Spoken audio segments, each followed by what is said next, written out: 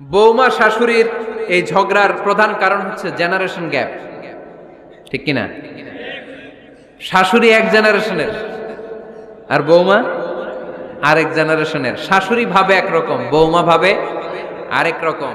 শাশুড়ি চায় বউর উপর খবরদারি করতে, বউ চায় শাশুড়ির উপর খবরদারি করতে। এই ডমিনেটিং এর কারণে কিলাকিলি আছে না নাই? আহা, এটা ঠিক না।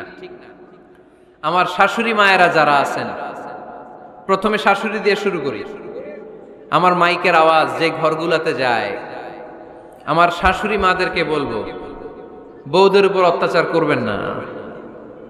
ছেলেরে প্রশ্ন করে, তোর কাছে তোর বউ বড় না আমি বড়? আছে না নাই? এটা একটা প্রশ্ন হইল। তোর বউ বড় না আমি বড়? দুইজনেই বড়। তো এক ছেলে সুন্দর উত্তর দিছে, আমার কাছে ভালো লাগছে উত্তরটা শুনে।